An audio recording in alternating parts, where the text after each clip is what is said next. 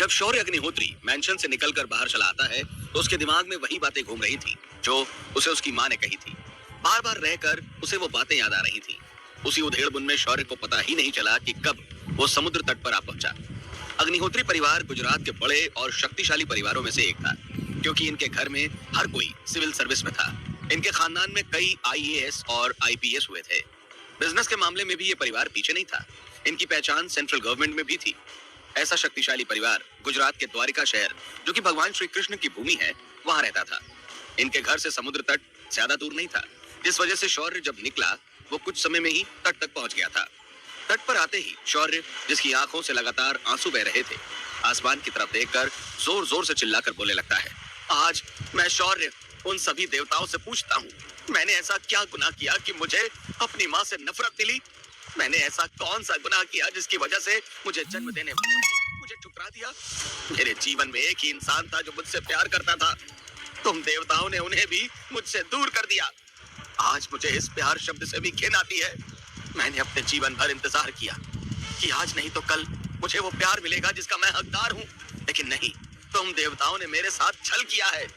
उस औरत ने मुझे कहा कि मुझे देखने से उन्हें घिन आती है, तो उसका दिया ये जीवन मैं आज खत्म करता हूँ, लेकिन अगले जन्म मैं अनाथ पैदा होना स्वीकार करूंगा, लेकिन फिर किसी औरत को मैं माँ नहीं कहूंगा। मैं शौर्य ये प्रण लेता हूँ कि मैं किसी औरत को माँ नहीं कहूंगा। अरे देवताओं, तुम इतनी बड़ाइयां करते हो माँ के प्रेम की, तो वो प्रेम मुझे क्यों नहीं मिला? इसका मतलब है कुछ माताएं कुमाता होती हैं, कुछ माता कुमाता होती हैं। आज ये साबित हुआ है, मैं तुम्हें माफ नहीं करूंगा। जब शौर्य ये बातें चीख चीख कर बोल रहा था तो आसमान में तूफान आने लगा था। मानो देवताओं को भी इस बात से बहुत गुस्सा आया हो। शौर्य का हर शब्द तीर की तरह दिल में लग रहा था और वो देवताओं को कोसते जा रहा था। जब चिल्ला चिल्लाकर उसका गला सूख जाता है तो वो गहरी सांस लेता है और तट के किनारे के सुरक्षा दीवार पर चढ़ जाता है। जब शौर्य उस दीवार पर चढ़ता है, तभी चढ़ते समय उसे उस दीवार पर लगाई गई एक सरिया पैर में धस जाती है, जिसकी वजह से वो थोड़ा सा दर्द महसूस करता है, लेकिन वो उसे नजरअंदाज कर चढ़ जाता है। जब वो ऊपर पहुंच जाता है तो एक बार पीछे मुड़कर द्वारिका शहर को देखता है। उसके बाद वो सीधा उस उफनते हुए पानी में छलांग लगा देता है। धम्म की आवाज के साथ ही पूरा समुद्र शांत हो जाता है, मानो समुद्र भी उसकी भावनाओं से प्रभावित हुआ हो। इधर अग्निहोत्री मैंशन में रागिनी अपने कमरे में इधर उधर फेरे लगा रही थी। उसके दिमाग में सिर्फ शौर्य की बातें घूम रही थी। शौर्य ने पहली बार उसे उन आंखों से देखा था जिन आंखों में इस बार सिर्फ उसके लिए नफरत थी। आज पहली बार उसे लगा कि उस लड़के ने उसे अपनी माँ बनाने की जिद छोड़ दी है। उसने आज उसे एक औरत कहा था, हर बार की तरह माँ नहीं। तभी वो गुस्से में बड़बड़ाती है, उस नालायक ने मुझे औरत कहा, उसकी हिम्मत कैसे हुई? अच्छा होता वो बचपन में ही मर जाता। तो क्या हुआ, उसने तुम्हें औरत कहा? तुम कहाँ माँ कहलाने के लायक हो? तुमने उसे जन्म से ही ठुकरा दिया था, तो इसमें इतना चिढ़ने की कौन सी बात है? तभी दुष्यंत ने उसके पीछे से कहा, तुम तो रहने ही दो, अच्छा होगा अगर वो हमसे दूर चला जाए या अपने आप को कहीं छुपा ले। मैं उसका मुंह नहीं देखना चाहती। इतना कहकर रागिनी अपने कमरे की ओर चली जाती है। दुष्यंत बैठे बैठे एक गहरी सांस लेता है और उठकर बाहर चला जाता है। तभी अभी और विशाल दौड़कर उसकी तरफ आते हुए कहते हैं, चाचा जी, आज हमने जाकर शौर्य को अपने फैमिली रजिस्ट्री से हटवा दिया है। इसके बाद उसका हमसे कोई संबंध नहीं रहेगा। क्या? तुमने उसे फैमिली रजिस्ट्री से हटवा दिया? ओह ठीक है, जाओ तुम, अब मैं बाबूजी से मिलने जा रहा हूँ। इतना कहकर दुष्यंत तुरंत अपने पिता के कमरे की ओर चला जाता है। कमरे में उसके बाबूजी एक रॉकिंग चेयर पर बैठकर आसमान की ओर देख रहे थे, जिसमें बिजलियां कड़क रही थी। दीनानाथ के कानों में एक बूढ़ी औरत की आवाज गूंज रही थी, चाहे कुछ भी हो जाए, आप शौर्य को अपने से दूर नहीं करेंगे। वो एक होनहार बच्चा है, आप बस उसे इस परिवार में रहने दें। आपको मुझे ये वचन देना होगा। तुम इसकी चिंता मत करो गीता, मैं उसे इस परिवार से दूर नहीं करूंगा। ये बातें दीनानाथ के कानों में गूंज रही थी। एक गहरी सांस के साथ दीनानाथ बड़बड़ाता है, मुझे माफ करना गीता, मैं शौर्य को इस परिवार में नहीं रख सका, क्योंकि यहाँ हर कोई उससे नफरत करता है। अगर वो यहाँ रहा तो ये लोग उसे जिंदा खा जाते। ऊपर से उसकी अपनी माँ उससे इस हद तक नफरत करती है कि वो उसे घृणा की नजरों से देखती है। ये अच्छा हुआ उसके लिए कि वो इस घर से बाहर चला गया। तभी दरवाजे पर दुष्यंत आता है और कहता है, बाबूजी, वो लड़का आखिर इस घर से चला गया और अभी ने उसका नाम भी फैमिली रजिस्ट्री से निकाल दिया है। इसके बाद वो कभी भी इस परिवार का नाम इस्तेमाल करके हमें परेशान नहीं करेगा। ओह, तो उसका नाम फैमिली रजिस्ट्री से भी हटवा दिया। ठीक है, सभी को बता दो कि आज के बाद अगर वो दिखे तो उससे दूर रहे। बाबूजी आसमान की ओर देखते हुए दुष्यंत से कहते हैं। तभी आसमान में लाल रंग की बिजली चमकती है और गायब हो जाती है। अरब सागर के तल में एक लाल लंबी लकीर पानी में तैर रही थी।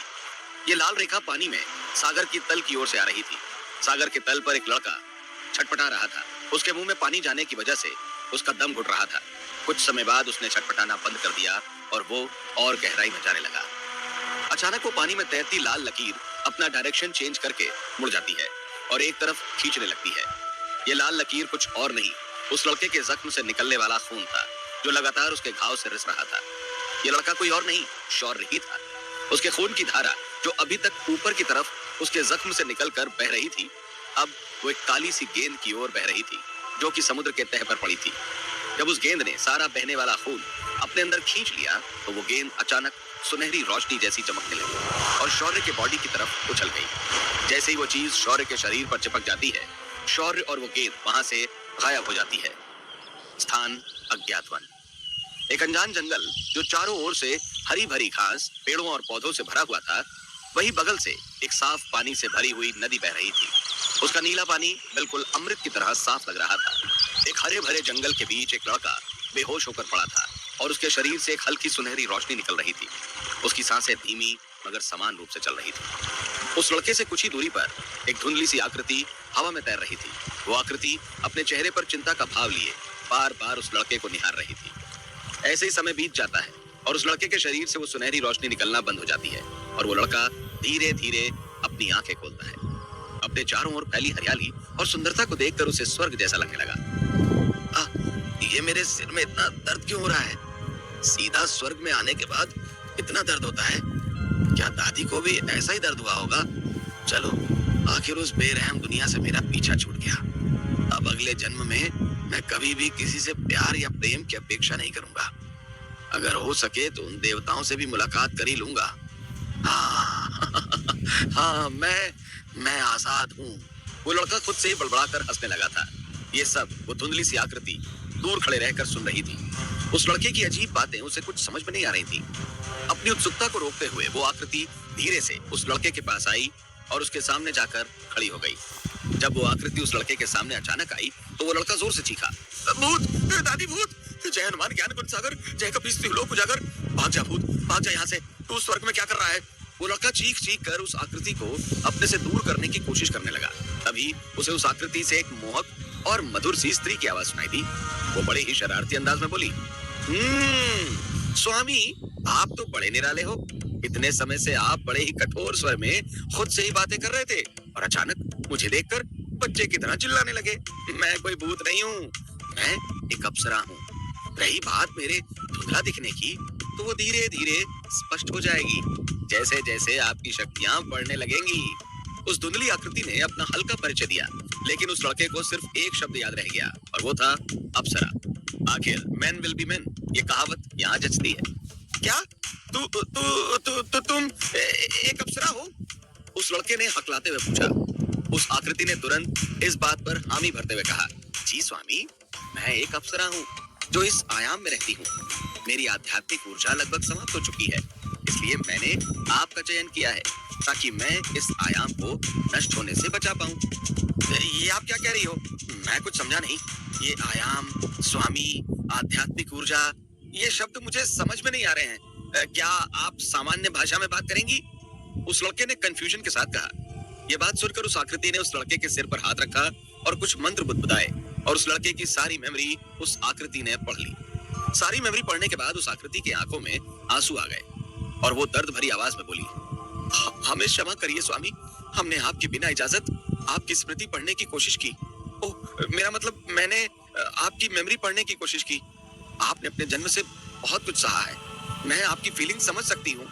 फिर उस आकृति ने गहरी सांस भरकर छोड़ी और कहा, स्वामी, अब इन बातों को याद करने की कोई जरूरत नहीं। आज से मैं आपके साथ हूँ, मैं आपके साथ हमेशा रहूंगी और हम यहाँ इस आयाम में सभी से दूर रहेंगे। जब ये बात उस लड़के ने सुनी तो वो बोल पड़ा, क्या तुमने अभी मेरी मेमोरी रीड की और ऊपर से मुझे अब सिंपैथी दिखा रही हो? तुमने ऐसा सोचा भी कैसे? मैं तुम्हें नहीं छोड़ूंगा। ऊपर से चोरी तो चोरी और सीना चोरी। और कब से मुझे तुम स्वामी स्वामी कहे जा रही हो? मेरा नाम शौर्य है, शौर्य। और ये आयाम क्या होता है? और मैं तुम्हारे साथ क्यों रहूंगा भला? बोलो, मुझे जवाब दो। तो अब आपको पता ही चल गया होगा कि हमारा शौर्य जिंदा है और यहाँ गुस्से में उस आकृति पर चिल्लाया जा रहा है। तब वो आकृति उसे शांत करते हुए कहती है, स्वामी, आप मुझे गलत समझ रहे हैं। मैं सिर्फ आपकी लैंग्वेज समझने के लिए आपकी मेमोरी रीड कर रही थी, लेकिन गलती से मैंने आपकी बाकी मेमोरी भी पढ़ ली, इसलिए मैंने आपसे माफी भी मांगी है। मैं आपको स्वामी कह रही हूँ क्योंकि आप मेरे स्वामी बन गए हो, मेरा मतलब मास्टर बन गए हो। और आयाम मतलब डायमेंशन। ये एक अलग डायमेंशन है जिसे स्पेस और टाइम की मदद से बनाया गया है।